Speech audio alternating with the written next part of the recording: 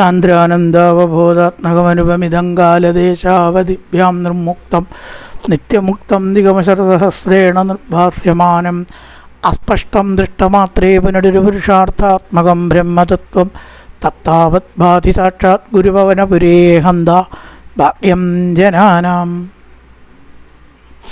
നമസ്കാരം. സനാതന ധർമ്മസംഹിതകളിലെ വിജ്ഞാനശകലങ്ങൾ പങ്കുവയ്ക്കാനായുള്ള ചാനലായ നാദശ്രീയിലേക്ക് എല്ലാവർക്കും സ്വാഗതം. പ്രിയരെ, ചാനൽ സബ്സ്ക്രൈബ് ചെയ്യാനും ലൈക്ക് ചെയ്യാനും ഓർമ്മപ്പെടുത്തിക്കൊള്ളുന്നു. സബ്സ്ക്രൈബ് ചെയ്തവർക്കും ലൈക്ക് ചെയ്തവർക്കും നന്ദി രേഖപ്പെടുത്തിക്കൊള്ളുന്നു. ശ്രീമദ് നാരായണീയത്തിൽ 49ാമത്തെ ദശകത്തിൽ 4ാമത്തെ ശ്ലോകമാണല്ലോ നമ്മൾ പറഞ്ഞു വെച്ചത്.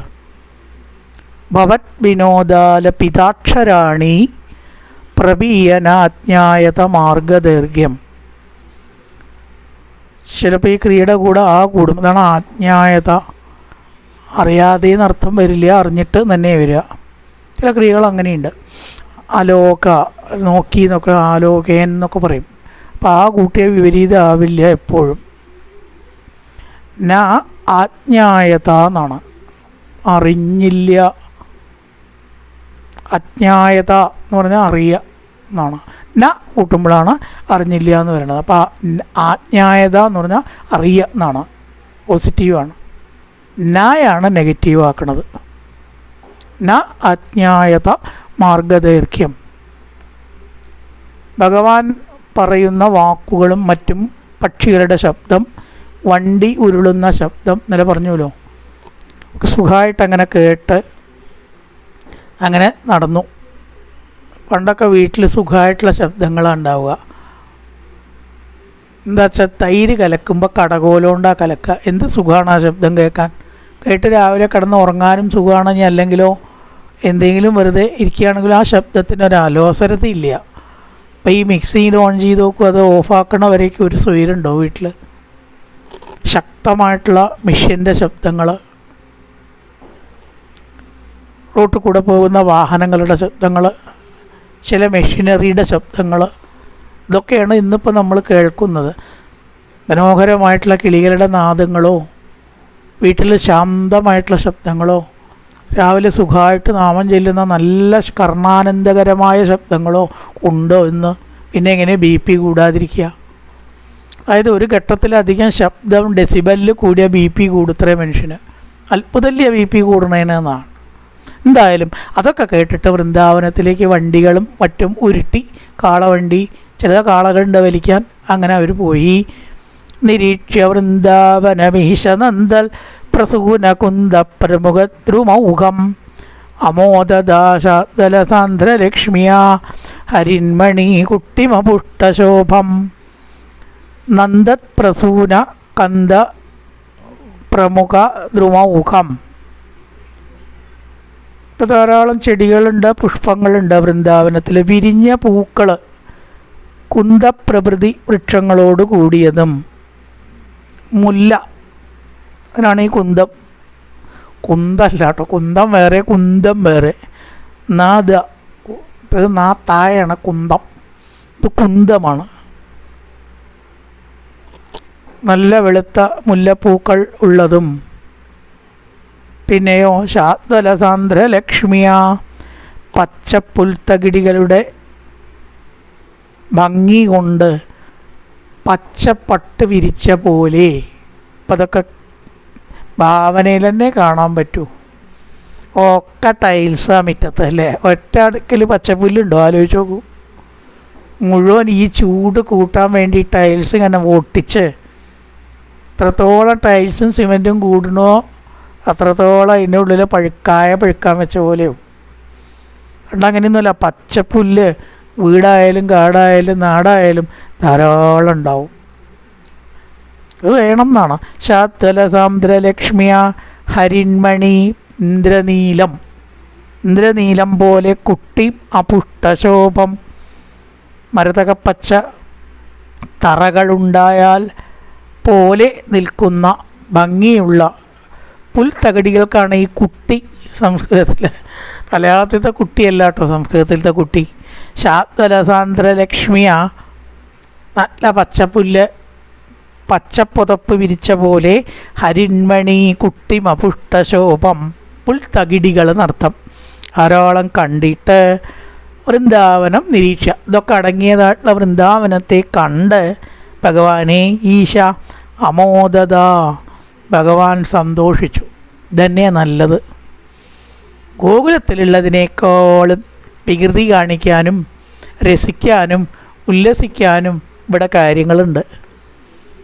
പച്ചപ്പുൽക്കടികളൊക്കെ കടന്ന് മറിയാം അല്ലേ, പക്ഷികളുടെ ശബ്ദം കേൾക്കാം, കാളിന്തി നദിയിൽ പോവാം, മയിലുകളുടെ ശബ്ദമുണ്ട്, കുയിലുകളുടെ ശബ്ദമുണ്ട്, മയിലുകൾ നൃത്തം വയ്ക്കും. ഇതൊക്കെ ഗോകുലത്തിലുണ്ടോ വെച്ചാൽ കൊഷ്ടിയാണ്. പണ്ടൊന്നും ഈ മയിലുകൾ കാട്ടിൽ നിന്ന് ഇറങ്ങി വരലില്ല, കാരണം അവർക്ക് കാട്ടിൽ തന്നെ സുഖമാണ്, എന്തിനങ്ങോട്ട് വരണം. ഇപ്പം അവർക്കൊന്നും ഇല്ല, അതാണോ, കാടും ഇല്ല, അവിടെ വെള്ളം കുടിക്കാനുള്ള സൗകര്യമില്ല. അപ്പോൾ അവർക്ക് എങ്ങനെയും ജീവിക്കണ്ടേ. ആനകളടക്കം ഈ നാട്ടിലേക്ക് വരുന്നത് കാട്ടിൽ അവർക്കുള്ള സൗകര്യങ്ങൾ നമ്മൾ തന്നെ നിഷേധിച്ചത്. അവരെ കുറ്റം പറഞ്ഞിട്ട് കാര്യമില്ല എന്നാണ് പ്രകൃതിശാസ്ത്രജ്ഞന്മാർ പറയണത്. നമ്മളവിടേക്ക് എത്തി അവരെ ആട്ടി ഓടിച്ചു, പിന്നെ അവർക്ക് എവിടെയെങ്കിലും കഴിയണ്ടേ. ഭൂലോകത്ത് കഴിയാനുള്ള അവകാശം അവർക്കുണ്ട്. നമ്മുടെ മാത്രം സ്വന്തമൊന്നുമല്ല ഭൂമി. വേലി കെട്ടിയും മതിൽ കെട്ടിയും വിചാരിച്ചിട്ടേ ഒക്കെ നമ്മൾ കെട്ടിയതല്ലേ, അതിനൊക്കെ എന്ത് പ്രാധാന്യമുള്ളത്. അപ്പം സത്യത്തിൽ അവിടെ കഴിയാനുള്ള അധികാരം ആർക്കുണ്ട്? ജീവികൾക്കുണ്ട്. അപ്പോൾ മയിലുകളിൽ, കുയിലുകൾ, ഇവയെല്ലാം മനോഹരമായിട്ട് ഭഗവാൻ കണ്ടു. വൃന്ദാവനം തന്നെ ആണ് സുഖം എന്ന് മനസ്സുകൊണ്ട് കണക്കാക്കി. കുന്ത എന്ന് പറഞ്ഞാൽ കുരുക്കുത്തിമുല്ല, അതിനാണ് പറയുക. നിരീക്ഷ്യ വൃന്ദാവനം, അങ്ങനത്തെ വൃന്ദാവനം കണ്ടു. എങ്ങനത്തെ വൃന്ദാവനം എന്ന് പിന്നെ പറയുന്നു. നന്ദപ്രസൂന കുന്ദപ്രമുഖ ദ്രുമൗഖം, ദ്രുമം വൃക്ഷം, കുന്ദദ്രുമൗഖം, കുന്ദദ്രുമം കുരുക്കുത്തിമുല്ലയുടെ ചെടികൾ, മരാവില്ലല്ലോ, ചെടികളാവും. പ്രസൂന കുന്ദപ്രമുഖ ദ്രുമൗഖം അമോദദാശാത്വലസാന്ദ്രലക്ഷ്മിയ, ഐശ്വര്യമുള്ളതായിട്ടുള്ള പച്ചപ്പുൽത്തകിടി, ഹരിൺമണി കുട്ടിമപുഷ്ടശോഭം, പച്ചപ്പുൽത്തകിടികൾ ഉള്ളതായിട്ടുള്ള മരതകപ്പച്ചകൾ പോലെയുള്ള ഐശ്വര്യമുള്ള പുൽത്തകിടികളും ഭഗവാൻ കണ്ടു. ഇനി പറയണം, നവാക നിർവ്യൂഢ നിവാസഭേദേഷു അശേഷഗോപേഷു സുഖാസിദേഷു വനശ്രിയം ഗോപകിശോരപാളി വിമിശ്രിത പര്യകലോകതാസ്തം. ഉപേന്ദ്രവജ്രയാണ് കേട്ടോ വൃത്തം. ഇതാണ് ഇങ്ങനെയൊക്കെ ചില സുഖമുള്ളൊരു വൃത്തമാണ്. നവാക നിർവ്യൂഢ നിവാസഭേദേഷു അശേഷഗോപേഷു സുഖാസിദേഷു. നാരായണീയത്തിൻ്റെ ഒരു ഏറ്റവും സുഖം എന്താ, ഇങ്ങനത്തെ വൃത്തങ്ങൾ ധാരാളം തിരഞ്ഞെടുത്തിട്ടുണ്ട് അദ്ദേഹം. അനുഷ്ടുപ്പില്ല തന്നെ.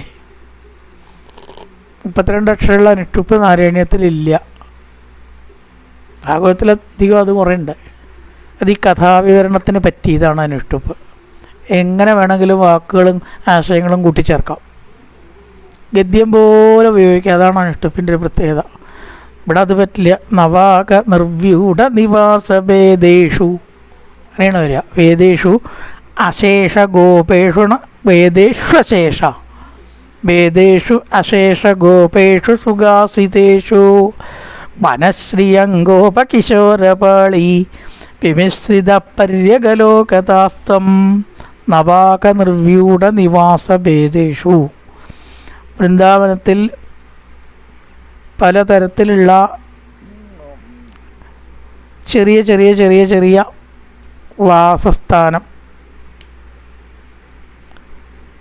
അതിനാണ് നവാക നിർവ്യൂഢ നിവാസം എന്ന് പറയുന്നത്. നിവാസം, വസിക്കാനുള്ള സ്ഥലം, ചെറിയ ചെറിയ ചെറിയ ഓരോരോ കുടിൽ. ഗോപന്മാർക്കിപ്പോൾ അത്രേ വേണ്ടു. വലിയ വീടോ ഒരുപാട് അപ്സ്റ്റെയറോ കോണിയൊന്നും വേണ്ടല്ലോ. ചെറിയ കൂടാരം പോലെ വാസസ്ഥാനം നിർമ്മിച്ചു, പുതിയതായിട്ട് ഉണ്ടാക്കിയതായ അവിടെ അവർ താമസം തുടങ്ങി. നവാക നിർവ്യൂഢ നിവാസഭേദേഷു അശേഷ ഗോപേഷു സുഖാസിതേഷു.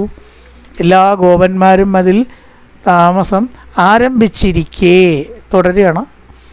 ത്വം ഗോപകിശോരപാളീ വിമിശ്രിത. ഇടയക്കുട്ടികളോടുകൂടി കലർന്ന് പശുക്കളെ മേയ്ക്കുന്ന കുറേ ഗോപന്മാരുണ്ട്. അവയുടെ കൂടെ ചേർന്നു ഭഗവാൻ. ആലോചിച്ച് നോക്കൂ, സിമ്പിളായിട്ടുള്ള ആ ഒരു മനോഭാവം. ഭഗവാൻ ചിരിക്കുക ആരാ? സർവ്വലോകാധിപതിയായിട്ടുള്ള ജ്ഞാനിയാണ് അല്ലേ? എനിക്ക് അങ്ങനത്തെവരുമായിട്ടേ കൂട്ടു വേണ്ടൂ എന്നൊന്നും വിചാരിച്ചില്ല.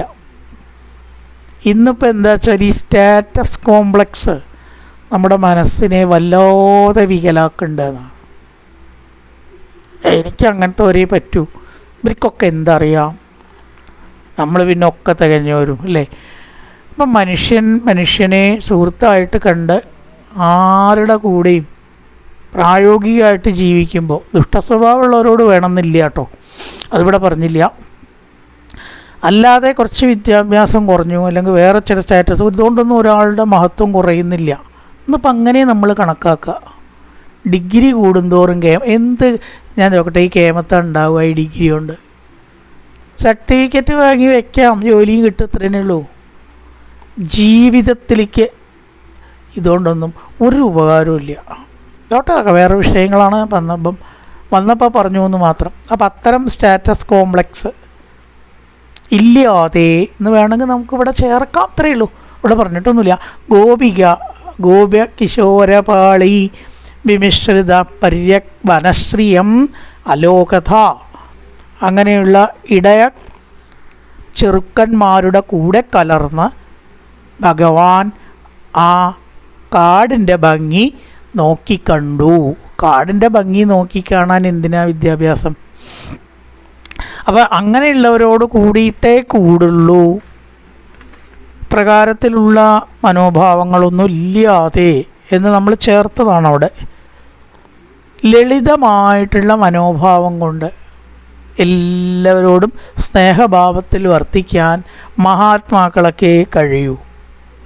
ഭഗവാനെ പോലുള്ളവർക്കേ അതിന് കഴിയൂ. അപ്പം അതൊന്നും ചിന്തിക്കാതെ ആ പശുക്കളെ മേയ്ക്കുന്ന കുട്ടികളോട് കൂടി ഭഗവാൻ വൃന്ദാവനശ്രീ നോക്കിക്കണ്ട് രസിച്ചു എന്ന് പറയണം. നവാക നിർവ്യൂഢ നിവാസഭേദേഷു അശേഷ ഗോപേഷു സുഖാസിതേഷു, ഗോപന്മാരെല്ലാം വാസസ്ഥാനങ്ങൾ ഉണ്ടാക്കി വസിച്ചിരിക്കെ വനശ്രിയം ഗോപകിശോരപാളി വിമിശ്രിത പര്യവലോകതാസ്തം ക്രിയ പര്യഗലോകത നോക്കിക്കണ്ടു. ചുറ്റി നടന്ന് നോക്കിക്കാണുന്നതിനാണ് പര്യഗലോകത എന്ന് പറയുക. വെറുതെ ഒരു കാര്യം കാണുന്നതിനല്ല. പര്യടനം എന്നുള്ള വാക്കുന്ന് വന്നാണത്. പര്യഗലോകതാസ്ത്വം, അവിടെയെല്ലാം അല്ലയോ ഗുരുവായൂരപ്പ അങ്ങ് ചുറ്റി നടന്ന് വൃന്ദാവനശ്രീ ആസ്വദിച്ചല്ലോ. നല്ലൊരു പ്രഭാതം എല്ലാവർക്കും ആശംസിച്ചുകൊണ്ട് നിർത്തുന്നു.